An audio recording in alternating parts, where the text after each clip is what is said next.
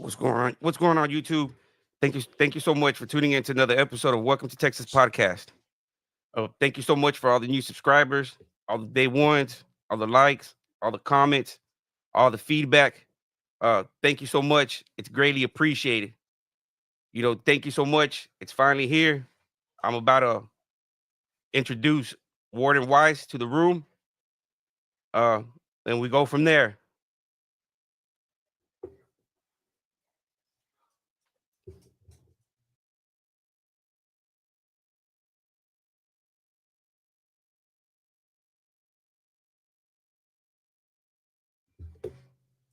Gosh. Oh, nice to meet you, sir. Is How this are you Warden tonight? David Wise? Pretty good, sir. How you doing tonight? This is Noel, right? Yeah, it's Noel, sir. Nice to meet you. Noel, good to meet you. Yes, How's it going? pretty good, sir. Just interested in the Alabama prison culture, and I know you have a lot of experience and knowledge in that field.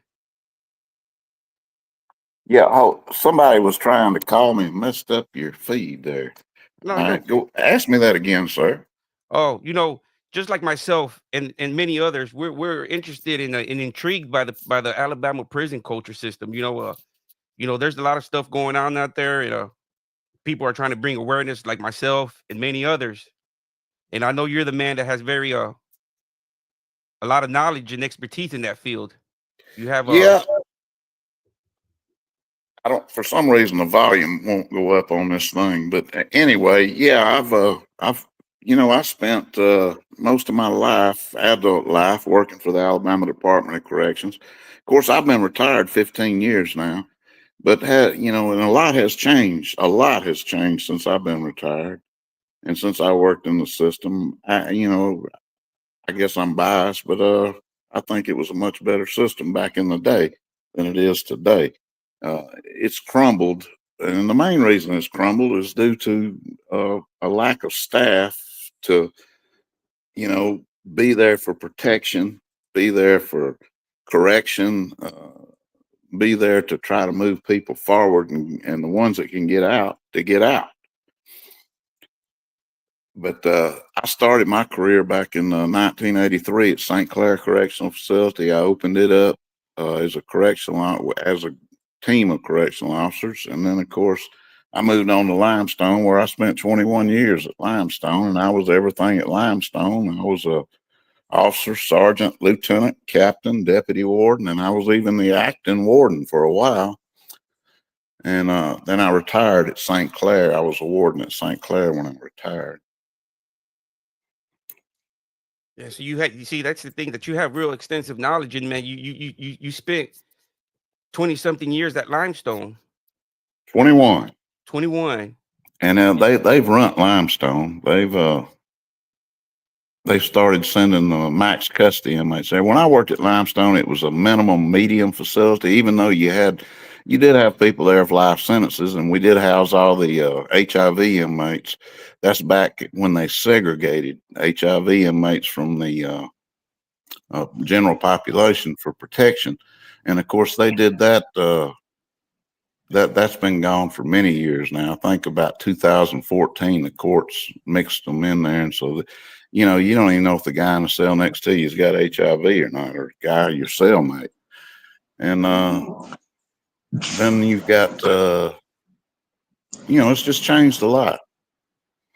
So back then, at least you knew where the HIV inmates were. Oh now, yeah. Now it's just they're everywhere. You don't even know who they are.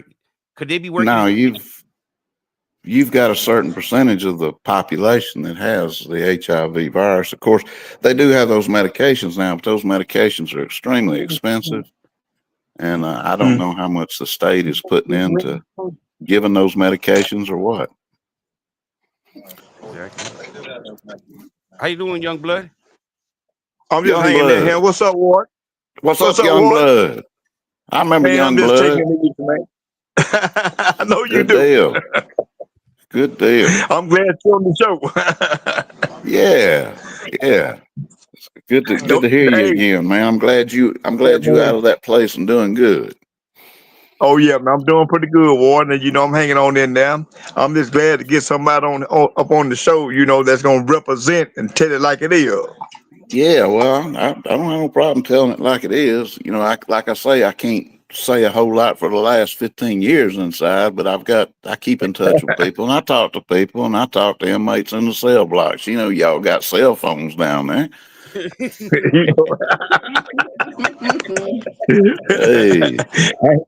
I ain't gonna say one 'cause I don't want to get transferred now. no, I wouldn't transfer you.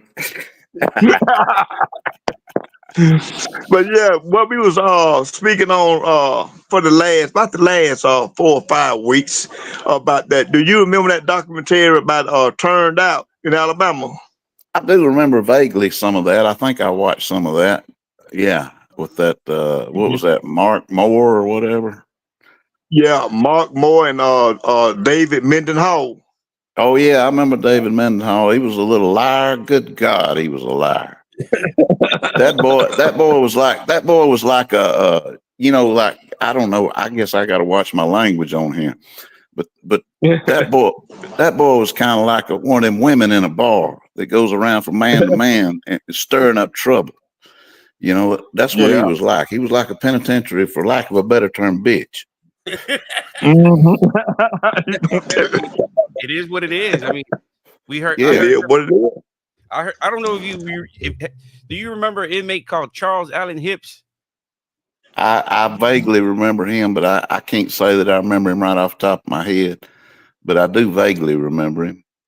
Yeah, he said the same Yeah, thing about. Yeah, he's yeah, probably about right. He's pretty old convict, ain't he?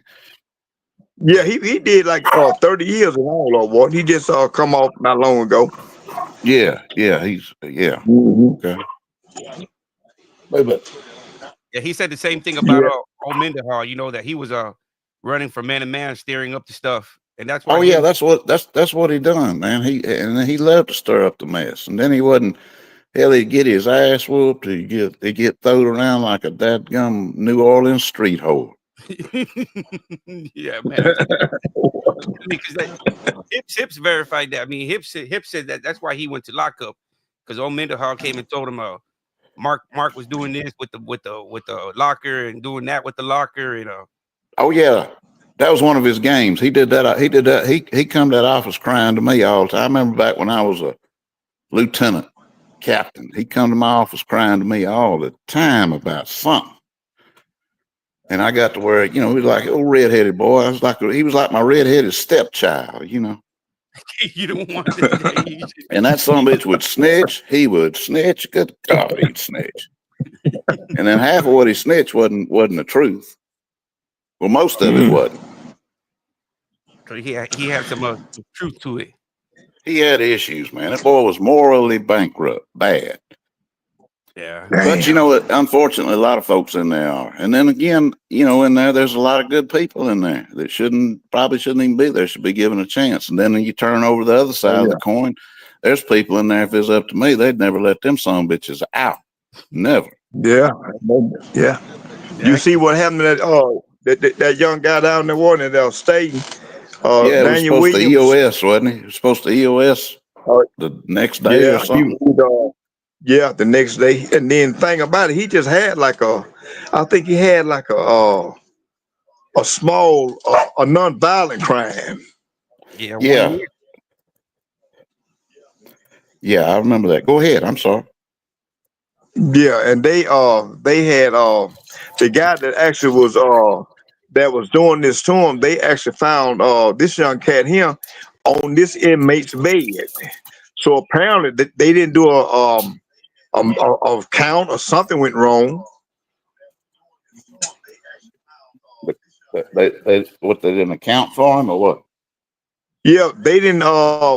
This guy here was like hog tied. He was extorted to several different inmates, and the guy that was extorting him was the guy that had multiple disciplinary actions against him for like sodomy, assault, just over and over again. And like Noel asked me the other day, he said, if you get caught with one of them prison shank, do you get free word time? I told him, well, it depends on who writes you up and who you know, and you know how that goes. Oh yeah, it depends on if I wants to pick it up and investigate it, and all that. Then it depends on the DA. Sometimes the DA don't want to prosecute a guy that's got life without parole, which makes sense to me. Yeah, because you're just waiting to court money, for real. Yeah, oh yeah, hell, they do that all the time in But this what you country. think about? But what you think about that documentary? Was any truth to that one with Mark Moore? You know, it's been a while since I looked at it, to be honest with you, young blood. But it's I remember, from what I remember, some of it was truthful and some of it was bullshit. Yeah. Okay. That's the way I saw it. What we were. Yeah, because we had been going on it, about was David Mendenhall, was he actually, was he a willing participant or was he one that was coerced into that bull crap, Nah, well, there's times he probably was coerced in it because of the way he carried himself and behaved himself in that cell block, stirring up all that crap other times.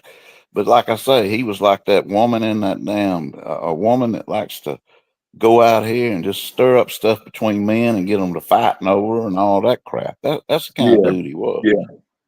He was a Yeah. bona fide sissy, and he tried to play that undercover stuff like he wasn't a sissy, but hell, everybody knew it. Yeah, you're right. Everybody, the convicts knew it for sure, but the staff, he'd play on their emotions. He'd try to manipulate the staff, and he'd get to some of them. Hell, that's happens to all of us that work in a prison. Mm-hmm. But he had some officers bringing him dope and everything else. He was slick. He was slick. Mm-hmm. Who was that? But Was that David? That's where the system fails. So when you're talking about like that young dude at State, that's where the system fails. With the classification system and as many facilities as we got in the state, some of the facilities should be designed for lower level offenders instead of, through the years. And they used to do that years ago when I first started. Yeah. But then through the years, they got to where they just mixed everybody together. And, it's like they run Limestone. They sent them St. Clair and Donaldson convicts up there. And they made it violent and dangerous as hell. And it's just that the biggest part of the system, though, like I'm telling you, there's not enough correction officers. Now, at least they've got a commissioner down there now. Of course, all commissioners are politicians, but they got a commissioner down there now that will try. And I mean, he's put some effort into trying to break down some of this corruption among the staff. And he got the pay up, so maybe some people will go there, and the classes have gotten bigger because I mean, you can make pretty good money in corrections now. Yeah, a lot more than I made. You made that money. I made a little, not much. Well, hey, what do you think about the Lamarck Moore situation with him saying that the first thing he wanted to see was David in the morning, and the last thing he wanted to see was David at night? Oh man, he was in love with him, I guess. They fall in love now. They will fall in love, and they will kill for that sissy. Yes, sir. That's right. It's unreal. Yeah. To me, I don't have no problem if a person wants to be gay. That's fine. You gay, but as well as I do, a lot of them guys coming there, they're not gay, but they get there and they get the gay fever or something, but they fall in love. And he loved that boy just like you probably love your girlfriend, your daughter. He loved that boy. Yeah. So, do you remember Lamarck Moore? I vaguely remember him, but yeah, I remember him. From that video, I remembered his face. Yeah. Yeah. Okay. Because see, I think he actually either he EOS or made parole from St. Clair. I think at that time you was the warden at St. Clair at that time by 2008 or 2009. Yeah. Oh yeah, I was there. 2008. I was a warden there from spring of 2007 to the fall of 2010. Okay. Yeah, and they was gonna send me to my good old friend, Mr. Culliver, was going to send me to Fountain. And I said, no, I ain't going to Fountain. I'll just retire. No. Yeah, Culliver, I hate to say it, but he was with that old bull crap. You know exactly what I'm talking about. Oh, hell, I think Culliver likes some of them sissies. I don't know. You better believe it. Ain't no doubt how he took up for him. See, Warden Wise. See, a lot of people are interested in this documentary because of this part right here. I don't know if you can see it on the phone or on your screen. They tell him, hey man, this white dude, he's blood also, you know what I'm saying? So I felt like, well, hell, he had to show some type of heart. But by us acknowledging him as blood, I pushed that lust to the side. As far as Bloods come, they wasn't with that shit. They had told Lamarck and JG time and time after again, you need to quit fucking with them sissies because that's making us look bad. It was football season, and every motherfucking prison gonna watch football. A lot of satanic stuff on the wall inside one of the dorms here. The captain and the lieutenant, they come around and do daily inspections of the whole dorm. So they go in the closet and they see all this shit painted on the wall and they go off. I mean, they have a fit. Until we find out who vandalized his room, when we know football. But he is a blood, so nobody can't go cludge him out. Another blood come to me, say, hey man, you know who put that shit in that room? I said, nah, who? So he tells me, he say, Blood did it, the little white boy. So I'm like, what? Once again, Mark sees the opportunity to begin his mind game. I walk him around the prison compound, we talk. I basically let him know, you know what I'm saying, how I had felt betrayed by what he did. Basically, I just made him feel guilty. I started to put my plan into making. So I let him know that I want him to be with me. I let him know that I want to have sex with him. I let him know I want to lay with him. Been drinking, been smoking some reefer or whatever. And I go to my little brother's cell, or I call him my little brother Mark. This is my righteous dog, you know what I'm saying? He comes in. So I asked him, I said, man, you know what you did could have got a lot of people messed up. So he like, yeah. He doesn't make it any better. He jumps right in. I said, what if we rape you right now? How will you like that? He started crying and begging and pleading. You know what I'm saying? Mark, I don't want to be like this. I don't want to be gay. I don't want to. But at this time, you know what I'm saying? I'm out of control. I don't want to hear nothing. No talk. My little brother, he jump up and he slap him real hard. And he done got serious because he really wanted to be with this person all alone. I tell him to turn around. So he moves slightly. I tell him to turn around again.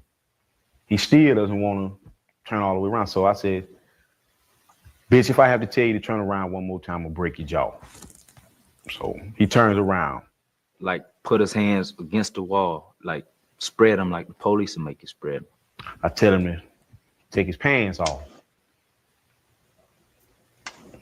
He doesn't want to do it.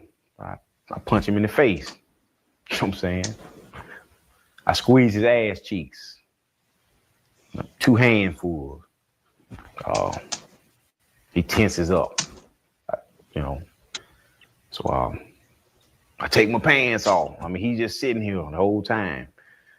I had a pair of red and white Jordan with some red shoestrings in them. So I ain't got nothing on but these tennis shoes and my undershort. I give him the grease. And I tell him to put some on his finger. Stick it in his ass and you know what I'm saying, kind of like fuck yourself to loosen himself up because I know he had never been penetrated before. It was his first time. Just an old penitentiary trick that I learned from some old convicts. If he screamed rape, you know what I'm saying, he had grease under his fingernail. So he greased his own self up. You know what I'm saying? I'm just going to basically lie.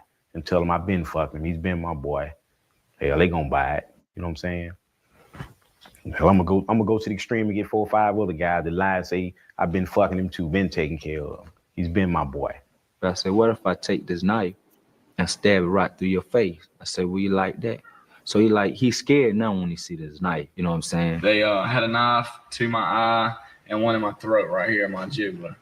And I'm telling you, I could just feel them, sticking me. And if they put any pressure on, it's gonna cut me wide open, I go to fucking him. You know what I'm saying? Slowly at first, you know what I'm saying, and try to loosen him up. And it was tight. You know what I'm saying? Like he was definitely a virgin. He's groaning and, you know what I'm saying, moaning and telling me how it hurts. So, I bag out a little bit. At this time, my dog, he at the door. You know what I'm saying? He's standing in front of the cell. So he's like, man, come on, man, goddamn. Don't hurry up, man. I want to get straight too. I said, well, come on. I get up off of him. I'm in the middle of it now. I'm there, so I can't welch out now. You know what I'm saying? I got to go through with it. You know what I'm saying? So I'm like stuck there in here with him. He greases himself up. He shows him no mercy. He fucks him for real. You know what I'm saying? So I had to tell him, hold up, man. Slow down, chill out, man. You know what I'm saying? You don't want to hurt him for real. You know what I'm saying? And you have to go to the hospital. And, you know what I'm saying? He's gonna automatically have to say what happened. He have sex with him first. Then I have sex with him. Then he have sex with him. I have sex with him. Then he have sex with him. And then that was the end of it. So I didn't finish it first. You know what I'm saying? So I fuck him, I come off. I get my due. Next day, you know what I'm saying? All right, Warden Wise. How accurate is that documentary right there? You heard it from Mark Moore's words and you heard it from the so-called victim. How accurate is that? It's probably that one there is probably pretty accurate. I mean, just looking at it, and that's a scenario that plays out in prison every day, all across this state, probably all across this nation. And that's what I'm saying. That goes back to the staffing issue. If you ain't got proper staff and staff that knows what to do, some that's got some sense, that knows how to go down there and do what I call convicting and keep the peace. I don't want nobody getting screwed. I don't want nobody getting raped in my prison when I was there. But I know it happened. And it's a terrible thing. It's just a terrible thing. Yeah, because a lot of people, a lot of people as myself see that documentary as two parts of a documentary. The first half you see Mendenhall, which is I'll rewind it, and it's like the boo game. You get you get they talk him out of it. It's the finessing. There's no violence. Basically, it's just Mendenhall makes it seem like he asked me for a cup of sugar and I gave it to him. It's that simple. Basically, compared to David, that's the first half of this documentary. Let me see. Right. Well, that's how it usually happens with the boo game, like you said. That's how it usually happens. It usually is not that violent, but there's times that there is people who rape other people in there. And like how Mark speaks right there on catching the case. So if let's say the victim comes out and says, hey man, I don't want to press no charges. It didn't happen. It's left alone. That depends. That depends on the investigator that handles the case. And of course the warden's recommendation. But just because a warden wants somebody prosecuted or whatever doesn't always mean it's going to be that way. It depends on, who you're dealing with at the DA's office in that county and everything else.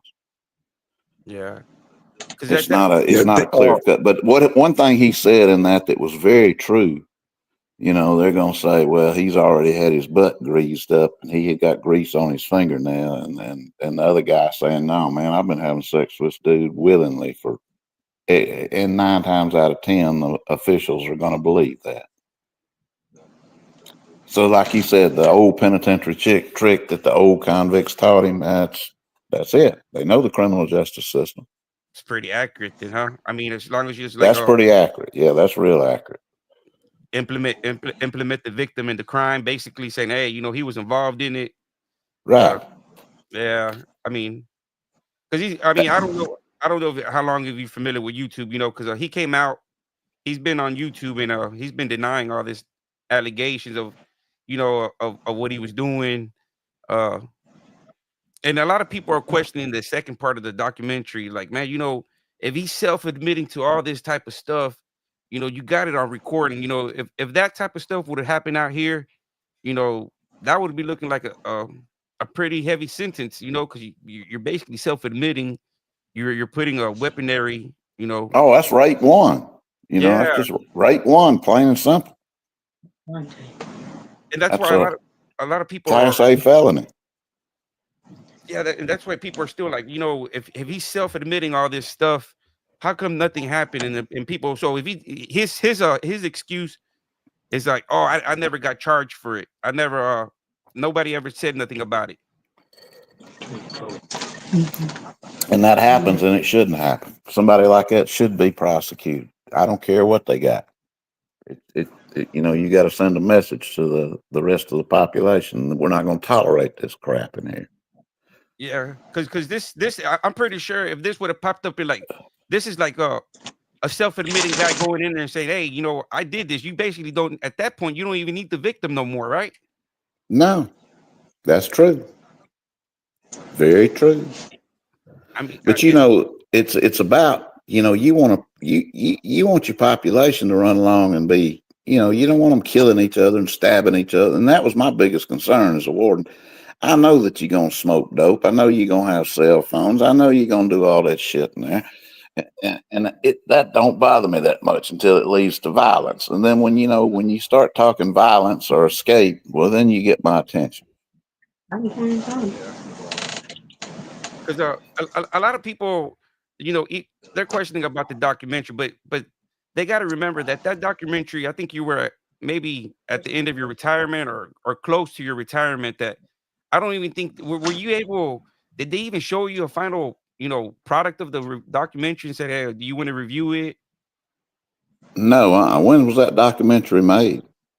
Oh, that documentary was made because it almost seems like they just got certain clips out of you, just like maybe you weren't probably even there no more when they filmed Mark and them, because it's like he says that. Well, let me rewind it. Let me see if you can. I don't think there was any documentaries that was published on YouTube when I was there. See, I'm gonna bring it back to where most of the stuff I saw was after I'd left. Yeah, because this is gonna be. I'm gonna put it up to your part. Now, was that at St. Clair? No, this documentary here was at Limestone. I think it was like 2001. Okay, yeah. See, I left Limestone in 2007, early 2007. When I went to St. Clair. Yeah, this thing was done like 2001, 2002. Yeah. But they also said that they filmed it at two different locations, because even Mark's been adamant about that. He said, man, I got transferred from there, and it's possible that they could have recorded you at another place, at another facility, and said that you were at Limestone. Because if I'm gonna press play right here and see if this place is familiar. You got to be ashamed of something that you do. You shouldn't do it. This society away from society mirrors the actual society out there. We have religion, we have schools, we have drugs, we have sex, we have all types of vices. And I tell you, I wouldn't want to work in a prison that didn't have some vices in it. And sometimes those things keep them busy. That keeps them out of our hair. Now, there again, I don't condone it. And if we catch them, we'll punish them. But I know it goes on, and it probably does have some element of helping us keep control. Do you remember? Yeah, that was recorded. That was recorded on my back porch at my house after I retired. Yeah, that's what it is. That was several years after I retired by Channel 31 news reporter. Okay. Yeah, because that might have just been Jonathan Schwartz just must have just added that piece because they also did another update. They Of course, 2007. now I was never interviewed for no podcast or video that inmates made. I never was on that. All my interviews were with the media. Yeah, I've seen a lot of them on the media where you specifically say that the National Guards need to come in to help the guards. Oh yeah, It's that bad.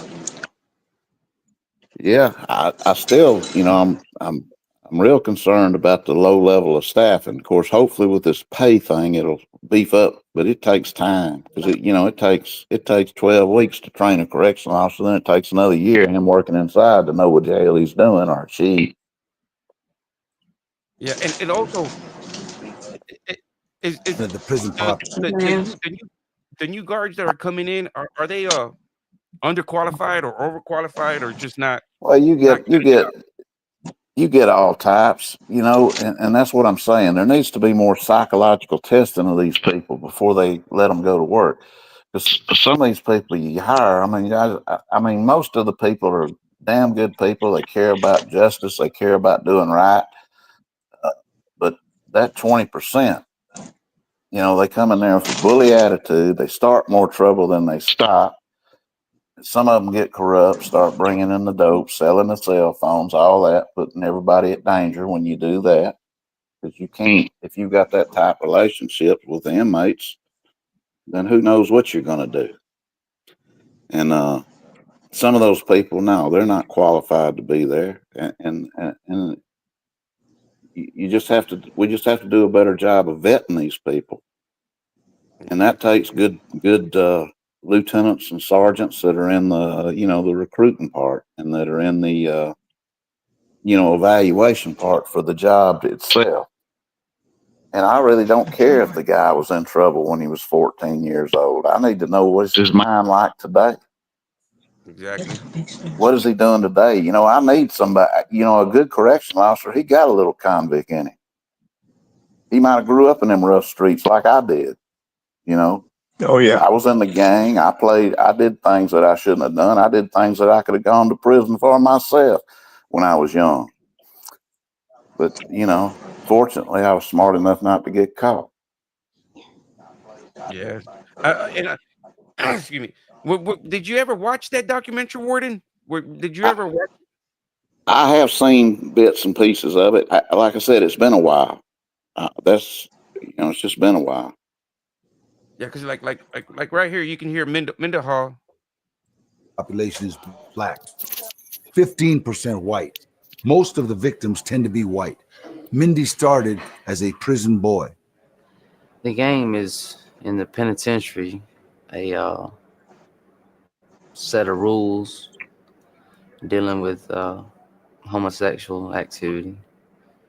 You got what you call boys and sissies. Then you got your man.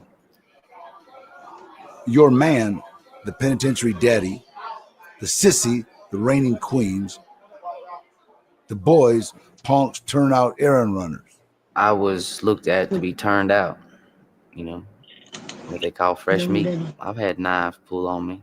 I've been told that I'd be on TV, My folks would see me on TV, dead, murdered in Limestone Penitentiary. Limestone is the largest lockup in the nation's poorest prison system.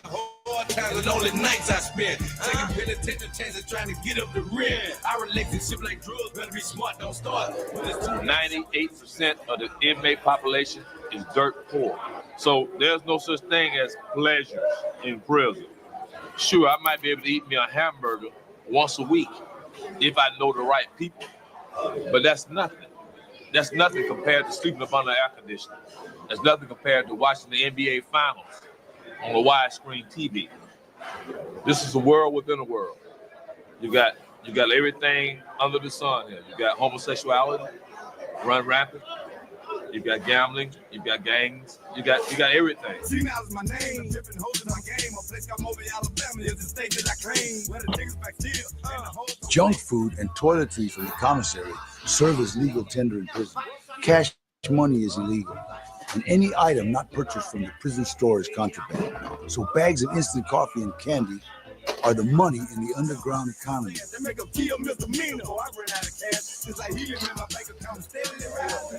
The old rules that govern exactly how business is transacted in the penitentiary are as precise as NASDAQ.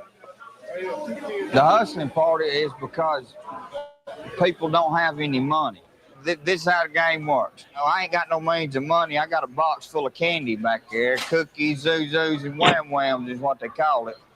I'm going to loan it to another inmate. I'll let you get a pack of cookies for 2 packs back next week. If a man borrows too much stuff, it gets too far in debt. Either you fight for it and let him know I'm not going to pay you, so me and you just going to have to whoop each other's ass and we're going to go to lockup, or we're going to go back here and fuck, just ever how you want to do it. That's the way it works. All right, you heard that inmate, Warden Wise, that William Burnett. Right, I remember William Burnett. I remember him. Oh, you remember? Yeah, you got any good stories about old William Burnett? People I'm like not William off the top of my head, but they'll probably start popping into it after I seen his face. Is he on the ferry team too? Is what? Is he one of them boys too? Like Mendenhall? I don't remember him being that brazen. No, he wasn't like Mindy. But Oh, okay. I don't remember that. Mendenhall was flamboyant, you would say. Mendenhall was a flat out boy, and he liked it. Oh yeah, yes. I mean, I was thinking that it's highly possible, him and Mark probably could have reunited after prison, because it seems like they were really in love with each other. Oh, it's possible, but I've seen Mendenhall have a bunch of marks through the years. Oh, going way back in the 90s, probably maybe even the 80s. I don't know how old Mendenhall is now. Yeah, I think he was there. I think in the 90s. He's been there he got out. He passed away. He passed away? Yeah, he passed away. Him and his current wife were in a car wreck, and they passed away. Yeah, I'm sorry to hear that. Yes. Sorry to hear that. But no, he was for lack of a better term, he was a shit stirrer now. Yeah. Okay, that's good to hear. I mean, because now it's highly possible that him and Mark, if they were, because there's a lot of prison studies that have been studied about this documentary because of the relationship him and Mark had. That no more, like how you said it yourself, he enjoyed it, he liked it. So apparently, oh yeah, I'm sure it was consensual on his part. Yeah, he liked to pick and choose who he was going to be with. I'm sure, but they throwed him around like old penitentiary whore now. Yeah. So, and the penitentiary is a rough place. Your documentary shows that. I mean, it's like that dude said, everything's there. Homosexuals, gambling, drugs, it's all there. And here for the last, especially the last 10 years, it's been nothing but one big party in there, basically. I mean, they don't go out to work no more, hardly. Unless you got a job in the kitchen or the laundry or something. So they don't have no more labor jobs for the inmates to go out there and work or anything? No, they don't do farming and stuff like that no more. See, that was good. That was a good thing. I think most of the convicts enjoyed a lot of it. Some of them didn't. Of course, they didn't like being on the farm, but I mean, I think they enjoyed getting out of that prison. Yeah. And we had some good operations going on at Limestone back in the day. We had that contract about them cherry tomatoes, and convicts we let them set up the line, and I think they got into it. They did a good job. They made the state some money. Yeah, now they're just housed in basically like warehouse. They're just warehouse. They're just in their warehouse waiting for something, and then you got the gangbangers and all that, and you got I mean, that's why I'm saying you need officers on the ground and what I call community policing that get out there and talk to the convicts, know the convicts, and establish that rapport. And my main objective there is to keep the peace, keep people from hurting each other, whether it be convicts and officers. I don't want them getting hurt, and it's a dangerous ass place. Any way you look at it, it's one of the most dangerous places on earth to be. Of course, you know, it's not as bad as sometimes it's portrayed, but it's bad. Yeah, I mean, and you can hear it in, right here when Mark talks about You owe them that plus interest, you know. They try to get you in a bind. Race, gang membership, smarts, black market profits all determine who's on top. Mark Moore, serving 20 for a gang shooting, was feared and respected at Limestone Correctional. Mark would become Mindy's man. Mindy, that's his nickname. I gave him that nickname all. And he was my baby. I was comfortable with him. In prison, your boys or your sisters, that's like your wife or your woman on the street. On the streets, green money will get you whatever.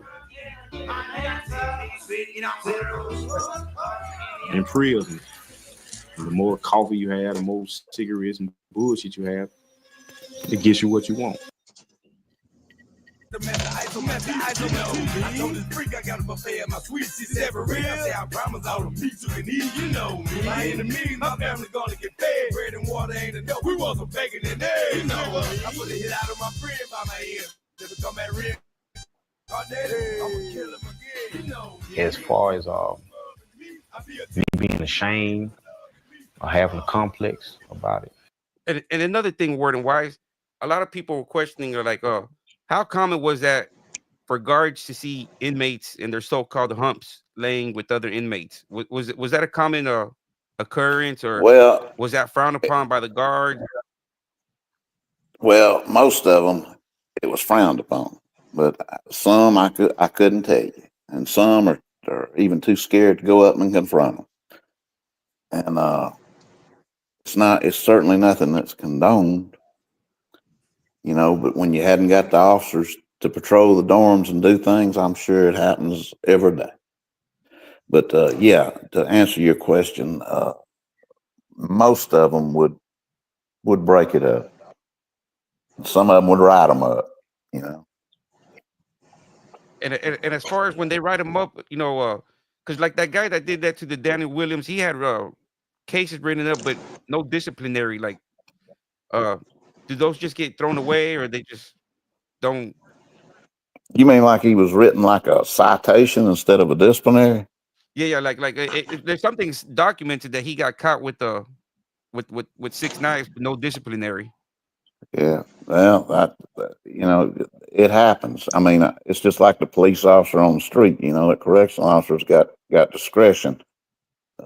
Of course, if he overlooks too much, he's going to get himself in trouble. But you know, a violation's a violation, I guess you'd say. And I'm not going to sit here and tell you. I probably wrote 6 disciplinaries in my 28 years, and that's just because I had to. Yeah. But I wasn't too big in it. You know, it's not that big unless the guy had done something really, really violent. And of course, attempting to escape or something. And you know, a subscriber, how common was it for an inmate to come into your office or any rank's office, you know, making accusations against another inmate, saying, "Hey, you know, I got," how do y'all go?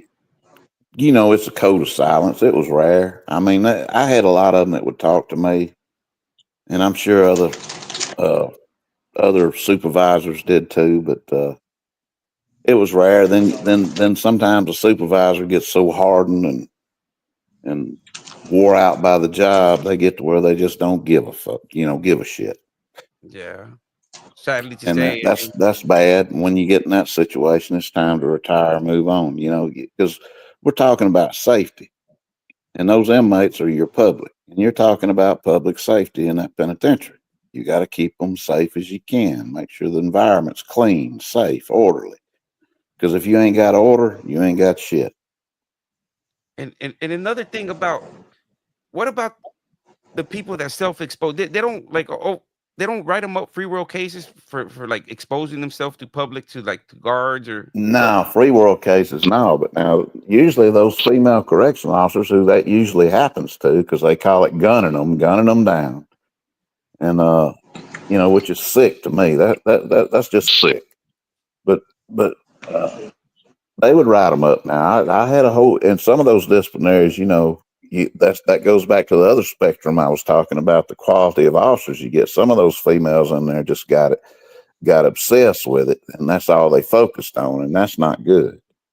Yeah. But a lot of those disciplinaries I'd look at and say, man, it got to the point where the guy put his hand in his pocket and looked like he was rubbing his dick. They'd write him up.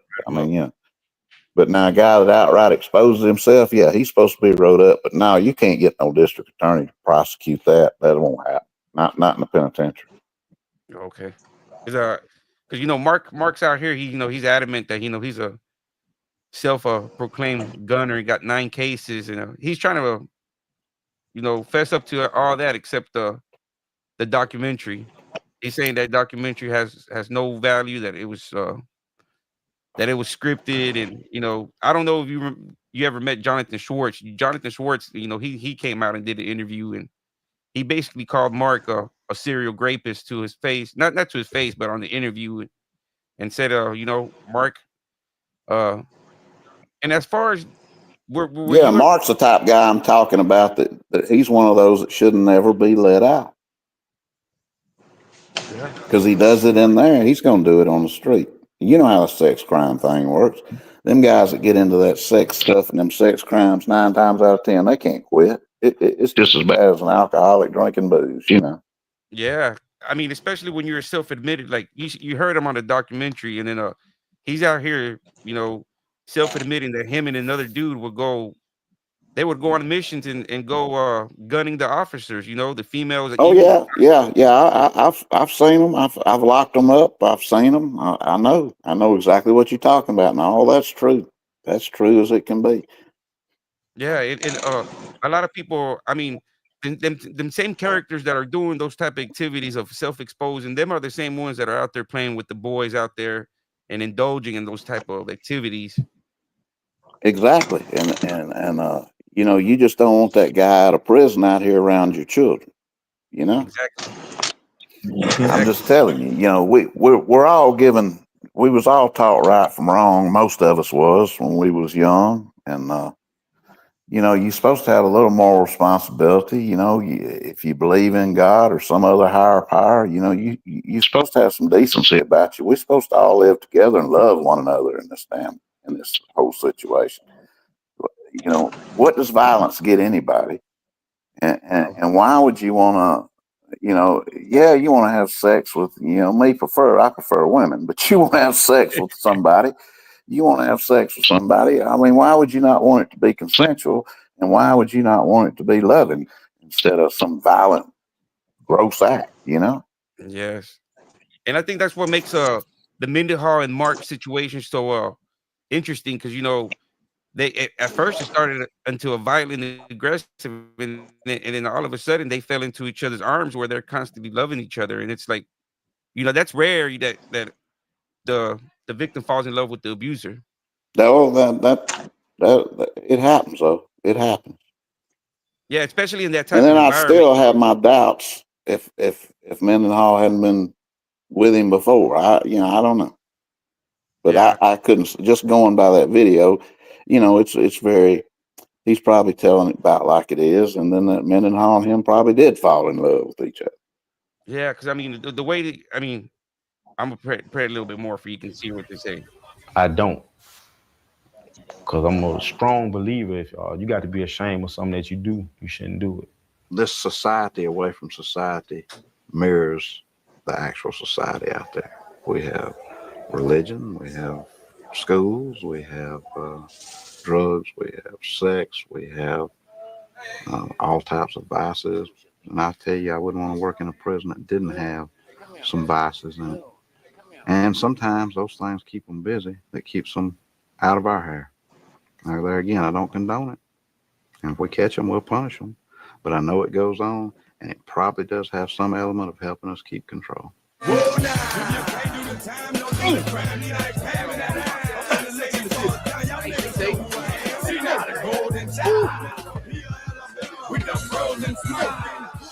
More shit, like coffee and cigarettes, things like of that nature that I got, the more I want it. the more boys that I picked up, the more I wanted. It was like it became a challenge to see a pretty little young boy come in and everybody shooting at him, everybody trying to get him, everybody trying to pull him in. So it became a challenge. It made my dick hard to chase him, to see if I could get him before anyone else. I met Mark on the chain gang. I would say it was in 98. I wouldn't talk to him for the first couple of days because I was too scared. But then after that, I kind of loosened up a little bit, and I got high with him. He was running a store, and I had a person I was looking out for as far as loaning him stuff. So I'd go to Mark and get stuff and then loan it out for a money order or whatever, and just pay Mark off. So that's how we got acquainted, was just through business. He came to me, Mindy came to me and requested to be with me. You know what I'm saying? Which was rather strange because this was like the first guy that ever pulled up on me and said, "Hey man, can I be with you?" You know, so it was rather shocking. So we ended up doing a business transaction on some money, and he asked me if I would do something for him. And I told him, yeah. Of course, at the time I said that, I didn't have that in mind, but that's what it ended up being. So, you know, from that point on, I didn't really kick it with nobody else for a little over 2 years. Mindy was not the only one to join Mark's makeshift clan. There was Hips, a forger. He began as a prison wife. It's really not just a sex thing. It's about having a companion, somebody that you know is your friend. I got Hips through a partner of mine. Hips went to the street and come back to prison. When he got to the camp, he owed out like $300-400 worth of shit. When he first got there, from before when he was in prison. And we were business partners. Okay, when I left and he left, we met up again here at Limestone in 2000.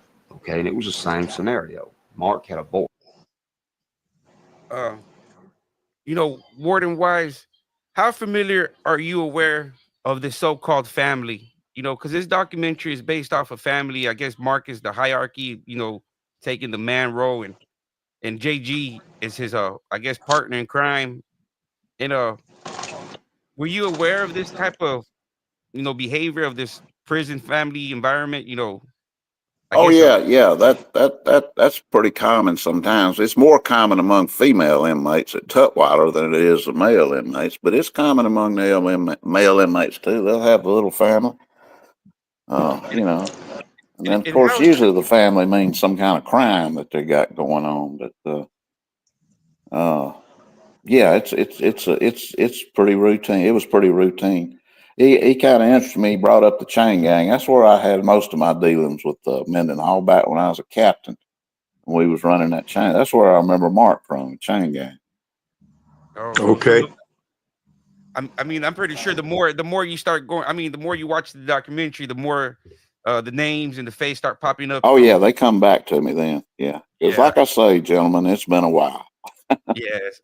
And now, man, we're very grateful. I'm thinking the audience, myself, and it's like, you know, you're bringing a whole different perspective, hands on deck, insight. You know, the more you watch the documentary, the more memories it's going to bring to your head and be like, oh yeah. I'll have to go back and watch it. Can I get this off YouTube? Yeah. We'll get off YouTube. Okay. I mean, because you're in the documentary, so there's no reason. You know, Peter. Yeah, but most of that somebody clipped me in there because like I say, that interview was done long after I retired, and that was at my house. Yeah. So Jonathan Forrest did a lot of cutting and pasting, and I mean, because he embellished a lot of the stuff, because he actually made it seem like you were still there at the Warden at the time, you know, and even through the interview he made, he's like, oh, you know, the Warden at the time was about to retire, and we had free reign about the prison. You know, and a lot of people are questioning, you know, a lot of these scenes, like when Mark is laying in there with the boy, you know, going in the hump, the Julu making, all this stuff's going on, and everybody's like, oh, it can't be real. You know, if it was real, the guards would have put all those guys in lockup. Not necessarily. You know, you lockup gets full. Of course, that's one reason they started taking life without parole and maximum custody inmates and sent them to Limestone so they'd have more lockup cells. Because I don't know if you're real familiar with Limestone, but it's divided into A and B side, and well, the whole A side is segregation now, is my understanding. Oh, and that's for all the people that get written up cases and disciplinary reports and and they're just too damn dangerous to be out among everybody else. Yeah. And what would consider them guys dangerous? Unaliving a couple of people, or you know? Well, just continuously bad behavior, continuously violent behavior, trying to stab people, carrying shanks. Just basically fighting, threatening people's lives, things of that nature. Yeah. So you know, after watching this documentary and you know, hearing Mark self-admit all that, would he been in that lockup, man? Warden? If I'd been warden, there would damn sure been an investigation. Yeah. Because that's a lot of the subscribers in the audience are questioning, are like, you know, you got a self-admitted guy admitting to all these deviant acts, and nothing happened to him, you know, and but hearing I'm not going to tell you everybody that does wrong in there gets punished, just like everybody that does wrong out here in the streets, you know. But yeah, for the most part, you know, me personally, if you broke the rules and I caught you, you just busted. It's just that simple. That's the game we play. Yeah. If you good enough to get away with it and not give me the evidence, well, more power to you, I guess. But you know, your punishment is being in that damn prison in the first place. You take away a man's freedom, you take away everything he's got. About the only thing you can take away from him then is his life. That's it. That's it. But Warden, we didn't want. We glad you came on, because we gonna continue this right here. If you don't mind. I'm glad you had me. Yeah, and just give me some advance notice and I'll. Okay, just yeah, we'll make sure we give you an advance notice the next time we go live to have you on, because we know you is a very credible person to put on the podcast, and we sure thank you too, Warden. I'm gonna call you Warden from now on. You know that. I appreciate you, young blood, and I appreciate y'all gentlemen having me on there, and I thank you for that. And, you know me, you know I'm gonna tell the truth. Yeah, I know you. And we actually, you know, we trying to save the youth as well, you know, trying to put out that things that go on behind them fences or them walls to try to save the youth that's coming in. Yeah, I know it. Yes, sir. So some of these youth coming in are just there. It was getting that way when I left, but they wild as a buck, man. Yes. Yeah, they getting bodies now, you know. Catching They're bodies. a different breed. Yep. They're catching bodies now. Live, gentlemen, I appreciate it. And thank you for having me. And be glad to come back. Okay, Ward. You have a good night, Warden Wise. Okay, then. Man. Thank you so much. All right, and I appreciate what y'all doing. You have a good one. All right. All right. Okay, bye-bye. Y'all heard that, man, from Warden Wise. You know, he's gonna be a regular. He got a lot of knowledge. Shout out to Youngblood, Nisa. Man, thank y'all so much. I guess we'll probably do another live right now, you know, talk about what we just seen, you know. What you think about that, Youngblood?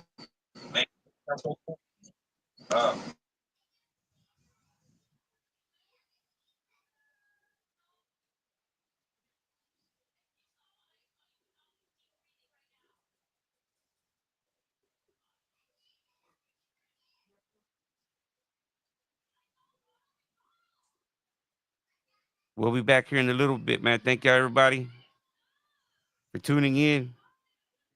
Y'all have a good one. And we'll be back here in a little bit.